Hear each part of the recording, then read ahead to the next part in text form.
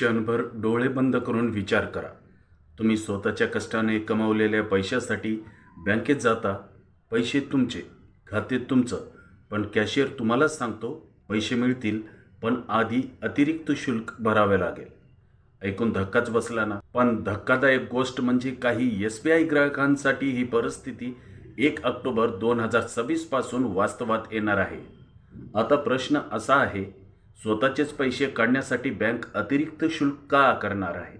हा नियम नेमका कोणासाठी आहे आणि सर्वात महत्त्वाचं म्हणजे या शुल्कापासून स्वतःला कसं वाचवायचं? आजच्या या सविस्तर विश्लेषणात आपण या प्रत्येक प्रश्नांचं सोप्या भाषेत उत्तर जाणून घेणार आहोत. म्हणून हा व्हिडिओ शेवटपर्यंत नक्की पहा, कारण मधल्या एका छोट्याशा माहितीकडे दुर्लक्ष केलं तर भविष्यात तुमच्या खात्यातून विनाकारण पैसे वजा होऊ शकतात. समस्या नेमकी काय आहे? तर मित्रांनो, आपण आपले पैसे सुरक्षित राहावेत म्हणून बँकेत ठेवतो, कारण गरज पडली की ते सहज काढता यावेत अशी प्रत्येकाची अपेक्षा असते. पण जर वारंवार पैसे काढल्यामुळे तुमच्याच खात्यातून अतिरिक्त शुल्क आकारले जाऊ लागलं तर सुरुवातीला ही रक्कम फार छोटी वाटेल, पण अशा छोट्या छोट्या शुल्कांची बेरीज वर्षभरात शेकडो रुपयांपर्यंत पोहोचू शकते. म्हणूनच हा नियम समजून घेणं प्रत्येक संबंधित खातेधारकांसाठी अत्यंत महत्त्वाचं आहे. भारतातील सर्वात मोठ्या सार्वजनिक क्षेत्रातील बँकांपैकी एक असलेल्या स्टेट बँक ऑफ इंडिया म्हणजेच SBIने आपल्या काही विशिष्ट खातेधारकांसाठी रोख रक्कम काढण्याच्या नियमांमध्ये महत्त्वाचा बदल केला आहे. हा बदल सर्व ग्राहकांसाठी नाही, म्हणूनच पुढील माहिती अत्यंत महत्त्वाची आहे. सर्वात आधी ही तारीख लक्षात ठेवा, 1 ऑक्टोबर 2026. याच दिवसांपासून हे नवीन नियम लागू होणार आहेत. काहींना वाटेल अजून तर बराच वेळ आहे, पण आर्थिक बाबतीत एक गोष्ट नेहमी लक्षात ठेवा, नियम लागू झाल्यानंतर तयारी करण्यापेक्षा आधीच माहिती घेऊन स्वतःची तयारी करणं अधिक शहाणपणाचं असतं. आजचा हा नियम समजून घेतला तर उद्या विनाकारण होणारा खर्च सहज टाळता येईल. हा नियम प्रत्येक SBI खात्यावर लागू होणार आहे का? याचं उत्तर आहे नाही. आणि इथेच अनेक लोक गोंधळतात, कारण हा नियम फक्त एका विशिष्ट प्रकारच्या खात्यांसाठी लागू होणार आहे. मग तो खात्याचा प्रकार नेमका कोणता ते समजून घेणं खूप महत्त्वाचं आहे. तर मित्रांनो, हा नियम लागू आहे BSBDA या खात्यासाठी. BSBDA म्हणजे काय? तर मित्रांनो, बेसिक सेव्हिंग बँक डिपॉझिट म्हणजेच BSBDA. सोप्या भाषेत सांगायचं झालं तर यालाच आपण झिरो बॅलन्स अकाउंट म्हणून ओळखतो. या खात्याचं वैशिष्ट्य म्हणजे खातेधारकाला किमान शिल्लक म्हणजेच मिनिमम बॅलन्स ठेवण्याची सक्ती नसते. देशातील अधिकाधिक नागरिकांनी बँकिंग सेवांचा लाभ घ्यावा, आर्थिक व्यवहार औपचारिक व्यवस्थेत यावेत आणि प्रत्येकाला बँक खाते सहज उपलब्ध व्हावं या उद्देशाने अशा प्रकारची खाती सुरू करण्यात आली आहे. जर तुमचं SBIमध्ये झिरो बॅलन्स अकाउंट असेल तर पुढे सांगितले जाणारे नियम तुमच्यासाठी अत्यंत महत्त्वाचे ठरणार आहे. आता सर्वात महत्त्वाचा प्रश्न, नेमकं किती वेळा पैसे काढल्यावर शुल्क आकारल्या जाणार आहे? याचं उत्तर अगदी सोपं आहे. जर तुमचं SBI basic saving bank deposit account म्हणजेच झिरो बॅलन्स अकाउंट असेल तर तुम्हाला एका महिन्यात बँकेच्या शाखेतून जास्तीत जास्त 4 वेळा रोख रक्कम मोफत काढता येईल. म्हणजेच पहिला व्यवहार मोफत, दुसरा व्यवहार मोफत, तिसरा व्यवहार मोफत आणि चौथा व्यवहार पण मोफत. या 4 व्यवहारांसाठी कोणतेही अतिरिक्त शुल्क आकारल्या जाणार नाही. पण खरी गोष्ट इथूनच सुरू होते. समजा एखाद्या महिन्यात तुम्ही 5व्यांदा बँकेच्या शाखेत जाऊन पैसे काढले, याच क्षणापासून नवीन नियम लागू होतो. 5व्या व्यवहारापासून आणि त्यानंतरच्या प्रत्येक शाखेतील रोख रक्कम काढण्याच्या व्यवहारावर 15 रुपये आणि त्यावर लागू असलेला GST आकारला जाईल. म्हणजेच अतिरिक्त व्यवहारासोबत हे शुल्क थेट तुमच्या खात्यातून वजा केले जातील. पहिल्यांदा पाहिल्यावर ही रक्कम फार मोठी वाटणार नाही, पण या छोट्या छोट्या शुल्कांचे मोठे नुकसान कसे होते ते आता एका साध्या उदाहरणात समजून घेऊया. समजा एखाद्या महिन्यात तुम्ही बँकेच्या शाखेतून 10 वेळा पैसे काढले. पहिले 4 व्यवहार पूर्णपणे मोफत असतील, मात्र त्यानंतरचे 6 व्यवहार शुल्काच्या कक्षेत येतील. याचा अर्थ प्रत्येक अतिरिक्त व्यवहारावर 15 रुपये आणि त्यावरील GST तुमच्या खात्यातून वजा होईल. आता विचार करा, जर अशीच सवय दर महिन्याला कायम राहिली तर वर्षभरात तुम्ही केवळ अतिरिक्त व्यवहारांमुळे शेकडो रुपये शुल्क म्हणून भरू शकता. आणि विशेष म्हणजे हा खर्च पूर्णपणे टाळता येण्यासारखा आहे. मग या शुल्कांपासून वाचायचं कसं? तर मित्रांनो, यासाठी सर्वात सोपा उपाय म्हणजे वारंवार थोडी थोडी रक्कम काढण्याऐवजी महिन्याच्या गरजेनुसार एकदाच किंवा दोनदाच आवश्यक वेळी तेवढी रक्कम काढा. यामुळे 4 मोफत व्यवहारांची मर्यादा सहज पाळता येईल आणि अतिरिक्त शुल्कही टाळता येतील. थोडंसं नियोजन केल्यास हा खर्च 100% वाचू शकतो. पण आता इथे एक मोठा प्रश्न निर्माण होतो. बँक असा निर्णय का घेत आहे?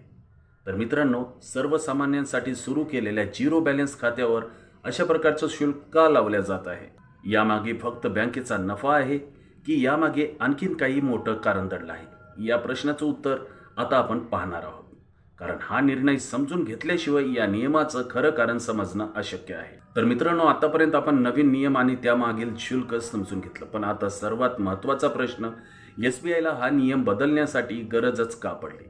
काहींना वाटेल बँक फक्त जास्त पैसे काढण्यासाठी हा निर्णय घेत आहे. पण मित्रांनो, बँकेच्या या निर्णयामागे आणखी काही कारणे आहेत. SBIच्या मते अशा बदलांमागचा उद्देश बँकिंग सेवा अधिक कार्यक्षमपणे बनवणे, रोख व्यवहारांशी संबंधित खर्च कमी करणे आणि ग्राहकांना डिजिटल बँकिंगचा अधिक वापर करण्यासाठी प्रोत्साहित करणे हा आहे.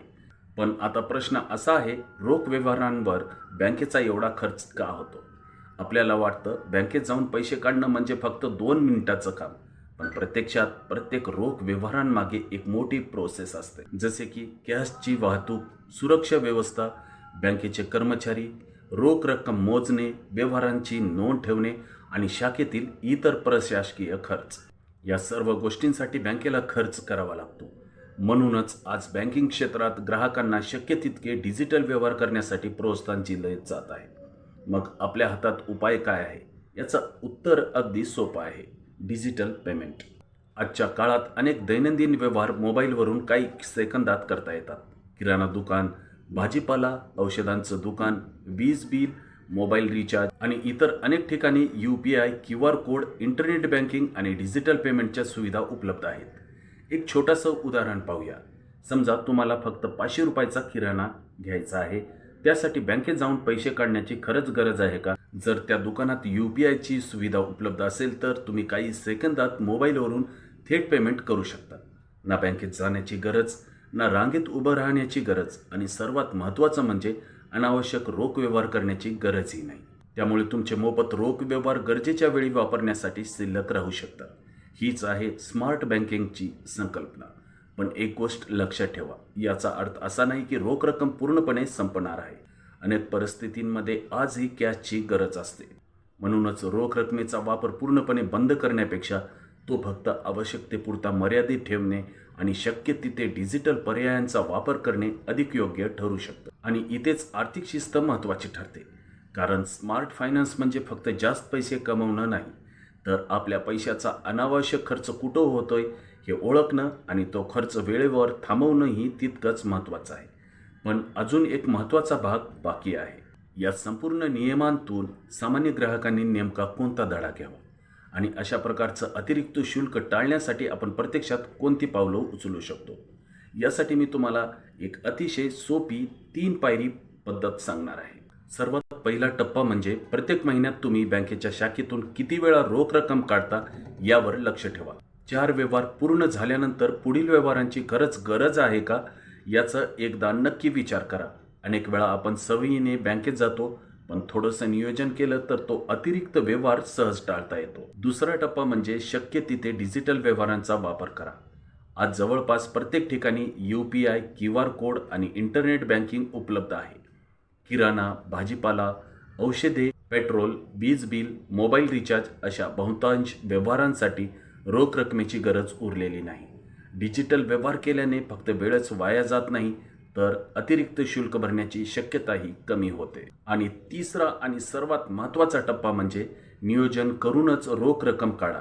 वारंवार थोडी थोडी रक्कम काढण्यापेक्षा महिन्याचा खर्च लक्षात घेऊन आवश्यक तेवढी रक्कम एकदाच किंवा दोनदाच काढण्याचा प्रयत्न करा.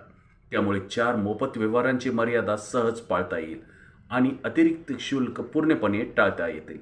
यालाच स्मार्ट फायनान्शियल प्लॅनिंग म्हणतात. या संपूर्ण बदलाचा उद्देश फक्त शुल्क आकारणे नाही, तर ग्राहकांनी अधिकाधिक जबाबदारीने बँकिंग करावं, डिजिटल व्यवहारांचा स्वीकार करावा आणि शाखांवरील अनावश्यक गर्दी कमी व्हावी, हा देखील त्यामागचा हेतू आहे.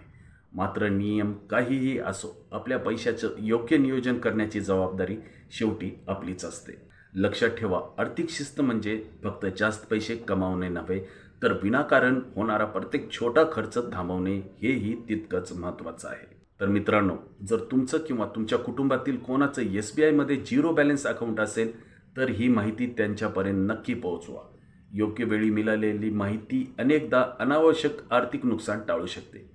तुमच्या मते हा नवीन नियम योग्य आहे का? तुमचं मत आम्हाला कमेंटमध्ये नक्की सांगा. आणि अशाच महत्त्वाच्या बँकिंग, गुंतवणूक, सरकारी योजना आणि वैयक्तिक अर्थव्यवस्थेशी संबंधित माहिती सोप्या मराठी भाषेत जाणून घेण्यासाठी आमच्या चॅनलला सबस्क्राईब करा. व्हिडिओ आवडला असेल तर व्हिडिओला लाईक करा, शेअर करा आणि बेल आयकॉन दाबायला विसरू नका. मी राजू करंतुरेवाले. व्हिडिओ पाहिल्याबद्दल मनपूर्वक धन्यवाद.